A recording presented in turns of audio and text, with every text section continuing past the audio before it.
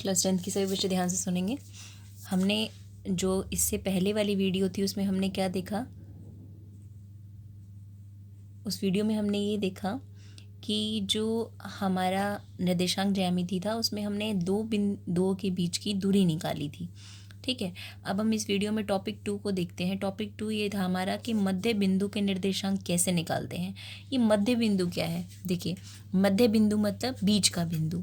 मान लीजिए ये एक लाइन है, ठीक है, एक रेखा है ये, ठीक है, ये पॉइंट है P, समझिए इसको, और ये पॉइंट है Q। ठीक है, अगर कोई बिंदु ऐसा है जो इसके बीचों बीच है, R मैंने माना कि R जो है वो P और Q के एकदम बीचों बीच है। अगर ये पूरी की पूरी रेखा खंड 5 सेंटीमीटर है तो 2.5 इधर से और 2.5 इधर से। ठीक है, तो मध्य बिंदु क्या कहता है कि मान लीजिए अगर कोई रेखा खंड है, ठीक है, उस पर कोई जो बिंदु है वो बीचों बीच है, तो अगर मुझे उस बिंदु का क्या निकालना है, निर्देशांक निकालना है। निर्देशांक मतलब या उसका x और y निर्देशांक होगा। ठीक है, अब मान लीजिए P को मैं एक एग्जांपल लेती हूँ। मान लीजिए P जो है, P के बिंदु आपको दिए हैं 2 3, ठीक है, और यहाँ से आपको दिए हैं 3 2। ठीक है, Q के क्या दे रखे हैं, निर्देशांक दे रखे हैं 3 2, और P जो बिंदु है उसके निर्देशांक दे रखे हैं 2 3। आपसे पूछा गया है कि बताइए ये जो R है ना, इसका जो है इसके निर्देशांक क्या होंगे। मध्य बिंदु में हमेशा याद रखिएगा, जब दो बिंदु एक रेखा होगी और दो बिंदुओं के बीच कोई बिंदु बीचों बीच आ रहा होगा और उसका निर्देशांक पूछा जाएगा, तो हम किस तरीके से बताते हैं। ये x निर्देशांक जो इसका होता है ना, ये मैंने आपको क्या बताया था कि आप हमेशा ध्यान लिख लो वहीं पे। ये मान लो P पॉइंट है, इसका x1 y1 और Q पॉइंट का क्या हुआ x2 y2। ठीक है, और एक्स वाई हमें क्या करना है, निकालना है। तो जो R बिंदु है, जो मध्य बिंदु है पी क्यू का जो मध्य बिंदु है, उसके निर्देशांक निकलते हैं x1 प्लस x2/2 और y के निर्देशांक निकलते हैं y1 प्लस y2/2। ठीक है, इस तरीके से निकालना है आपको, सिंपल है। x जो है, इसका जो x निर्देशांक है वो कैसे निकलेगा, इन दोनों के x निर्देशांक को जोड़ के 2 से भाग कर दीजिए। और इसका y निर्देशांक कैसे निकलेगा, इन दोनों के y निर्देशांक को जोड़ दीजिए और उसको 2 से भाग कर दीजिए।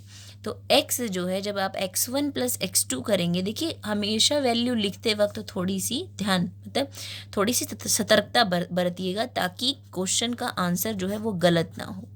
तो ये बच्चा हो जाएगा 2 + 3 5/2। ठीक है बेटे, आंसर 5/2 ये आ जाएगा 2.5। ठीक है, यानी कि x निर्देशांक होगा 2.5।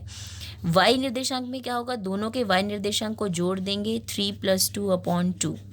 ये भी बच्चा क्या हो जाएगा 5/2 2.5, यानी कि R बिंदु हो गया 2.5, 2.5। यही आपको ध्यान रखना है। ठीक है, ठीक है, तो आपको यही चीज़ ध्यान रखनी है। मध्य बिंदु का मतलब दो बिंदुओं के बीच में एक ऐसा बिंदु जो उनके बीचों बीच हो, तो उसके निर्देशांक कैसे निकालें। मतलब पहले वाले बिंदु का x1, दूसरे वाले बिंदु का x2, दोनों को जोड़ के 2 से भाग तो इसका x निर्देशांक निकल आएगा। और y निर्देशांक निकलने के लिए दोनों पॉइंट के y1 जो निर्देशांक है, दोनों के y1 y2 दोनों को जोड़ दो और 2 से क्या कर दो, भाग कर दो, तो आपका उसका y। कई बार पता है क्वेश्चन क्या आता है, क्वेश्चन कुछ इस टाइप से आ जाता है कि आपको ये बोल दिया जाता है कि पी क्यू एक रेखाखंड है और आर उसका कोई मध्य बिंदु है। ठीक है, आर उसका मध्य बिंदु है, और आपसे क्या पूछ लिया जाता है, आपसे ये पूछ लिया जाता है कि पी के निर्देशांक आपको दे दिए जाते हैं। मान लीजिए 2 3 दे दिए, और आर के निर्देशांक भी दे दिए जाते हैं, मान लीजिए 0 और 2 दे दिए। आपसे पूछ लिया जाता है बताइए क्यू के निर्देशांक क्या होंगे। ठीक है, क्यू के निर्देशांक क्या होंगे। अब क्यू के हमें नहीं पता क्या निर्देशांक होंगे, हम एक्स वाई मान लेते हैं, हो सकता है क्योंकि एक्स वाई निर्देशांक हो। तो निकालेंगे कैसे, सिंपल वही मध्य बिंदु की वैल्यू लगा देंगे। कैसे, देखिए मैं बताती हूँ। देखिए यहाँ पे ये क्या है, ये आपका मध्य बिंदु। मध्य बिंदु क्या कहता है, सीधा मध्य बिंदु का फॉर्मूला लगाइए। मध्य बिंदु कहता है 2, इसका x1 और इसका भी x कोऑर्डिनेट लगा दिया, आप x1 y1 लिख दीजिए। ठीक है, ये कर दिया, बटा में 2 किसके बराबर होगा, इस ज़ीरो के बराबर होगा, यही तो है, ज़ीरो के बराबर होगा। और दूसरे वाले केस में क्या होगा, इसका वाई निर्देशांक और इसका भी वाई निर्देशांक, दोनों को जोड़ दीजिए, बटा 2 कर दीजिए, वो इसके वाई निर्देशांक के बराबर होगा 2 के। क्या आपको यहाँ से क्वेश्चन सॉल्व करके एक्स और वाई की इक्वेशन को सॉल्व करके आप एक्स और वाई की वैल्यू नहीं निकाल सकते? वही किसके कोऑर्डिनेट हैं, क्यू के, वही निर्देशांक किसके हैं, क्यू के। बस आपको ये ध्यान रखना है कि क्वेश्चन किस तरीके से पूछ लिया जाता है।